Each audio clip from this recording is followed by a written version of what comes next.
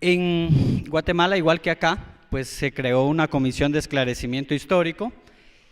Se tiene como un registro estadístico que fueron 42,000 desaparecidos. Acá creo que ya van, según lo que dice la Fiscalía, más de 90,000. Y para comentarles, si la paz se firmó el 29 de diciembre de 1996, llevamos 18 años buscando a los desaparecidos. La exhumación donde se iba a realizar estaba a 50 metros, estaba la escuela, una escuela rural. Ustedes creo que las conocen muy bien. Entonces, ahí teníamos el primer desafío. Y cuando llegamos a la comunidad, pues no se acercaba nadie. Solo llegaban algunos familiares que se enteraron y que coordinamos con ellos para realizar la exhumación. Llegaban y solo estaban un momento en la mañana porque ellos vivían en comunidades muy lejanas, se fueron las mujeres, caminaban hasta 4 o 6 horas para llegar a ver cómo se realizaba la exhumación. Y decíamos, ¿qué pasa acá aquí? La exhumación es un evento público y debe ser público, ¿sí? Y quienes comenzaron a preguntar al ver que no se acercaba nadie, adivinen quiénes fueron. Claro, los niños y las niñas. Esa es una foto donde los niños y las niñas eran los que llegaban a la exhumación. Y ahí comenzó el reto y dijimos, juepucha, ¿cómo le hacemos ahora? Porque ya sabemos trabajar con los adultos, pero con niños y niñas, y mayormente con nuestro pensamiento de cuidadores, protectores, pues es más complejo. Y comenzaron muchas preguntas. Por ejemplo, los niños después de esa comenzaron a preguntar, ¿por qué arrancan los huesos? ¿A dónde se llevan y por qué lo hacen? ¿Existe un aparato para saber de quién son esos huesos? ¿Quiénes son esos señores que arrancan los huesos? Perdón. En relación a esas preguntas, pues decidimos intentar darles respuesta y nos acercamos con los maestros y las maestras de la escuela. Los maestros se pusieron muy mal, porque muchos de los que, por ejemplo, acá son normalistas y son del área rural, han vivido el conflicto, han vivido la violencia. Y nos decían, sí, creo que es bueno porque no hemos podido responder a ninguna pregunta que nos han hecho. Y entonces decidimos, conjuntamente con los maestros, dar unas charlas, pero la comunidad no llegaba todavía a la exhumación, ¿sí? Pero la gente seguía sin llegar, solo eran los niños que se acercaban a la exhumación. Y ellos nos preguntaron, ¿ya se dieron cuenta, al igual que nosotros, por qué no todas las familias apoyan y participan? A un niño y a una niña específicamente de los grados grandes dijeron, nosotros les preguntamos si ustedes quieren, y así averiguamos.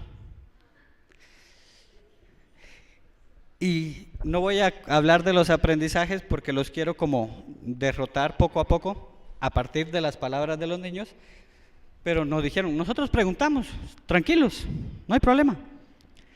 Entonces dijimos, ¿cómo hacemos que los niños pregunten? Y los niños y las niñas nos dijeron, así nomás, nos den un papel y un lápiz y preguntamos. Hicimos esta pequeña investigación y comenzamos a formular preguntas con los niños y las niñas. Y los niños comenzaron a decirnos, nuestros familiares se sintieron en confianza de hablar, algo que estaba guardado. Ahí nos dimos cuenta que muchos tenían miedo de hablar, ya que no eran originarios de nuestra comunidad y pensaban que con la exhumación el problema de la tierra comenzaría. Pues nosotros intentábamos elaborar y reflexionar con ellos esas preguntas. Y algo que sucedía era que decían, la exhumación es para llevar a algún lugar digno a las víctimas, no para quitarnos la tierra. En la reflexión que hacíamos a partir de la investigación que ellos lograron hacer, nos decían, pues es que hay que decirle eso a la gente. ¿Y por qué no pensaron en eso? Y fueron los niños que fueron a hablar con sus padres y decirle, no, el que estén sacando los huesos de ahí, no nos van a sacar de acá, tranquilo. ¿Se dan cuenta el gran impacto? Y uno de los trabajos, bueno, muchas de las tareas cuando se buscan a los desaparecidos en temas de exhumaciones es desmentir rumores. Y los niños estaban haciendo ese papel y fueron a decirles a los adultos, tranquilo, podés llegar. Y poco a poco, a partir de eso, se fueron acercando. Nosotros ahí aprendimos también de que nos podemos encontrar muchos recursos o afrontamientos de las comunidades, pero los niños y las niñas son un recurso importante para las personas que sufrieron violencia. Porque cuando ustedes les preguntan, ¿y qué la ha hecho salir adelante? Las madres regularmente contestan, mi hijo, ese es el motor de mi vida. Los niños nos enseñaban y le enseñaron a su comunidad, a los nuevos pobladores, que eso era digno, que eso era importante hacerlo, porque sus muertos estaban sufriendo, aunque no fueran muertos de ellos. Dijeron sobre todo que no solo los adultos tenemos el derecho a la verdad, nosotros también tenemos el derecho a saber qué pasó. Y ahí, y lo que les mencionaba anteriormente, pues desmentían rumores.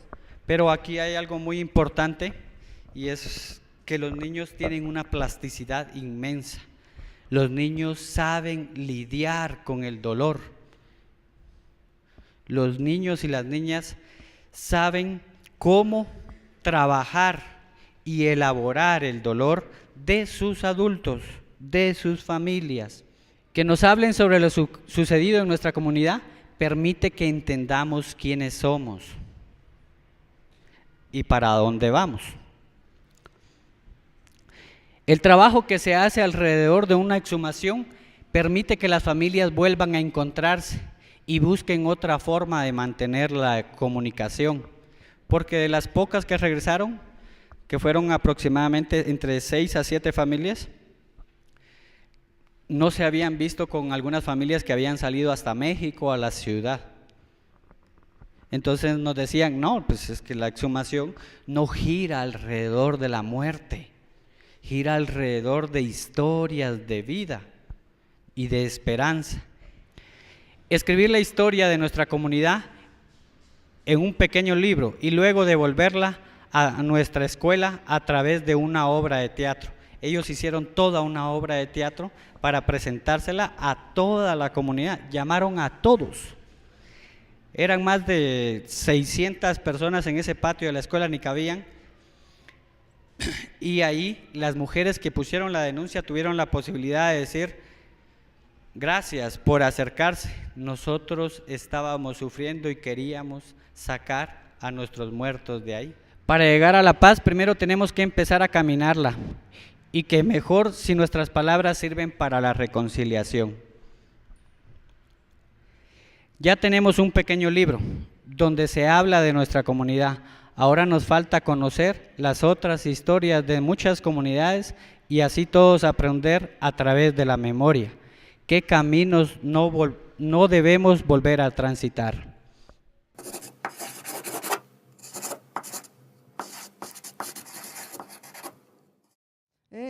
Una sociedad desigual se mantiene siempre sobre la violencia, y esta violencia puede ser ideológica, institucional, psicológica, física. Antes los compañeros que me hicieron una entrevista aquí para esta memoria audiovisual que estáis haciendo, me preguntaban, ¿por qué crees que vienen a la Comuna 13 a hablar de paz? Y bueno, son víctimas de la violencia del conflicto armado, pero son víctimas de una violencia institucional, de una violencia ideológica, es decir, hay unas desigualdades y una injusticia y una negación de derechos, ¿no? Entonces, claro, eso crea pobreza, eso crea situaciones en las que la violencia florece, ¿no? Pero violencia de todo tipo, no solo la de acabar con la vida de alguien. Yo creo que todos estos talleres es un trabajo por la paz y todas las iniciativas que se han escuchado hoy aquí, porque están trabajando la mediación, están trabajando el diálogo y la comunicación. Pero para mí la paz no es la ausencia del conflicto, ni es llegar a un día en que todos seamos felices y maravillosos. Eso no existe, eso no es así, no funcionamos así. Para mí la paz no es la ausencia de conflictos, sino la forma no violenta de encarar. Es que no basta con participar una vez, ni basta con tomar la palabra una vez, yo creo que todos estaremos de acuerdo en eso, sino que se trata, y lo más importante, es de aprender un hábito. Es decir, si los niños no participan, vale, es difícil que participen, pero es que participan sus papás y sus mamás en algo. La participación se aprende también, ¿eh? Es que los adultos estamos participando realmente en las decisiones de la ciudad de Medellín, por ejemplo, ¿no? Hay unos canales de participación, pero igual se nos escucha, pero realmente incidimos en las decisiones. Es decir, la participación es muy compleja, ¿no? Y los niños participarán más cuanto más participemos nosotros, porque es que lo van a aprender de nosotros. Es una acción continua. Yo quería dejar un poco esta idea, que la participación es todos los días y todas horas. Otra vez volver a la idea de se aprende haciendo, la participación se aprende haciendo, ¿eh? Bueno, por lo tanto yo creo que lo que los niños participen implica un cambio metodológico realmente, tanto en el sistema de producción de contenidos visuales como en la escuela. Para participar hay que estar informado, pero hay que aprender a informarse para opinar, decidir y hacer, que es la participación. Para participar tengo que informarme. Primero tengo que saber cómo se informa uno o una, aprender qué es eso de informarse y contrastar la información para tener opinión, para poder decidir y luego hacer. Y esa es la participación, ¿no? Educar en comunicación, como os he puesto aquí, es un factor clave para capacitar a la ciudadanía en la interpretación crítica de los mensajes y en la reflexión sobre los modelos sociales que se reciben a través de ellos. Una educación en comunicación que empiezas a hacerte estas preguntas sobre esos mensajes que consumes, lo cambia todo, ¿eh? Permite que podamos ser, como digo aquí, actores sociales y no sujetos pasivos. ¿Qué significa la educación en comunicación? Enseñar y aprender con y sobre los medios. Muchas veces hay una idea que es vamos a aprender cómo funciona un ordenador, vamos a aprender cómo funciona la cámara, vamos a aprender cómo funciona, no sé, una grabadora, ¿eh? Pero no qué se puede decir con ella, ¿no? Y lo que implica utilizar la herramienta. Vamos a aprender con los medios, utilizándolos, vamos a aprender cómo funciona, pero también sobre los medios. ¿Para qué sirven? ¿Qué puedo hacer yo con ellos? Esto lo aprenden solo los profesionales, pero no el ciudadano común, ¿no? ¿Qué significa también la educación en comunicación? El análisis crítico y la producción creativa. Promueve el espíritu de comunidad y de responsabilidad social y la autonomía personal. Para hacer educación en comunicación, nosotros nos inventamos este taller y le pusimos este nombre. Emociones por minuto. ¿Por qué por minuto? Porque cada participante graba y monta un vídeo de 1 minuto donde expresa una emoción o un sentimiento. Para nosotros era muy importante que ese taller partiera de la experiencia personal, de mi punto de vista. No hablar en tercera persona ni de otros, sino de mí, de lo que me pasa a mí y en mi entorno, de lo que conozco bien. Uno de los lemas más importantes de este taller es que se aprende haciendo, es decir, nunca damos clases teóricas ni hacemos, estos talleres son intensivos de 3 semanas, de 4 semanas, pero no imaginen una situación como la de ahora, en la que ustedes toman apuntes y alguien habla, sino es más bien una cuestión en la que conversamos sobre temas que nos preocupan, que nos interesan, hacemos mapeos de nuestro entorno, de nuestro barrio y sobre todo empezamos a pensar de qué queremos hablar, qué tenemos que decir, de qué quiero yo contar. Y después de haber decidido qué queremos contar, empezamos a imaginar cómo lo contaríamos. Y una cosa muy importante del taller, cada participante acaba con 1 minuto entre las manos.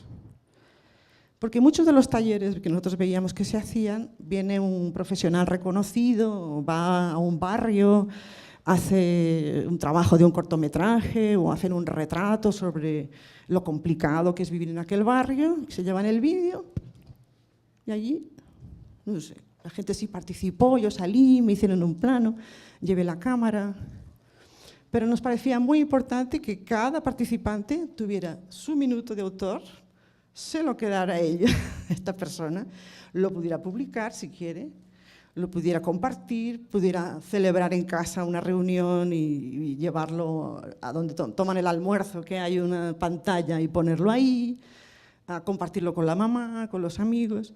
Importantísimo, es mi minuto, lo pensé yo, lo creé yo, lo monté yo y está aquí.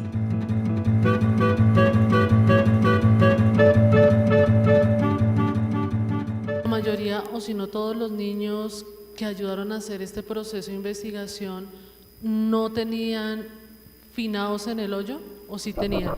Si fue así, ¿cómo fue el proceso con ellos? Y la otra es como de reflexión que se me viene ahorita a la cabeza y es, ese proceso tan bonito que se gestó con estos niños se debía a que no tenían un lazo estrecho con los finados. Es que sí habían niños que tenían algún familiar ahí, pero en su hogar, en su familia, pues podríamos decir, pues los trabajaron y esos niños no se acercaban. Quienes lo hicieron fueron los que tenían un poco, estaban más separados, pero yo sí quisiera o invitarlos a todas y todos a que el que no sea mi muerto, mi ser querido, no significa que yo no tenga responsabilidad. Y esa es una de las grandes enseñanzas de los niños, porque ellos se dieron a la tarea de dignificar a muertos que no fueron suyos. Y en honor a los padres que dejaron otros allá. Los niños que estaban viendo pues la exhumación o los cadáveres no tenían impresión y no psicológicamente quedaron bien, no pasó absolutamente nada. Eso fue uno de los aprendizajes como adultos y profesionales.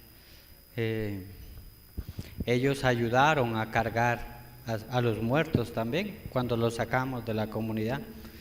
Nosotros íbamos, no, nosotros los vamos a llevar, no, yo puedo. Y se los llevaban. En unas cajitas pequeñas que se preparan para eso, como parte de la evidencia. Los niños y las niñas tienen una facilidad enorme, creo yo, de entender lo que pasa. El detalle está en que nosotros brindemos las condiciones, las garantías para que ese acercarse a esa realidad dolorosa no vaya estigmatizada o dañada o confundida. Yo creo que es más tarea de nosotros y como lo decía la compañera, pues es un reto, ¿no? ¿Desde qué edades de pronto usted piensa que se puede ya, digamos, intervenir con niños, desde los niños, a trabajar pues, en este tipo de proyectos? Hablamos mucho con esta profesora, con Lilian. Ella creía que a partir de los 8 o 9 años es una buena edad para empezar a trabajar eso. De hecho, ella estaba hablando de emociones con los niños y las niñas y trataban de aprender a manejarlas, ¿no? Que es un trabajo de paz, es decir, mediación en el conflicto, reconocer la emoción, aprender a gestionarla, ¿no? Y claro, ponerle imágenes a las emociones, plantearse un guión donde hay un conflicto y entonces hay que ver cómo se resuelve, ¿no? ¿Cómo elegir, digamos, qué sentimientos son importantes trabajar con los niños y y cómo trabajar esos sentimientos. Yo creo que hay que preguntarles a ellos, ¿no? Es un poco como lo que les reúne aquí, ¿no? Escuchar a los niños. ¿Qué quieren hablar ellos? ¿Qué sienten? Yo creo que, al menos yo lo que he visto en las aulas, donde las profesoras y el profesorado, digamos, consigue llegar más lejos, es sobre todo porque consiguen escuchar, hacer hablar a los niños y las niñas y entonces detectar qué les preocupa. Me remito a hablar de la propia experiencia, de mi entorno y de lo que yo quiero hacer, de lo que yo quiero expresar y hablar, es como el camino para luego tú introducir toda una serie de conocimientos y luego derivarles hacia otras ramas, ¿no? Pero partir del deseo de expresar y de lo que yo tengo necesidad de decir. Si los niños quieren hablar de miedo, que hablen de miedo. Si quieren hablar de violencia, que hablen de violencia, porque a partir de ahí, si quieren hablar del horror, pues es a partir de ahí que tú metes todo lo demás, ¿no? Pero del deseo de expresar.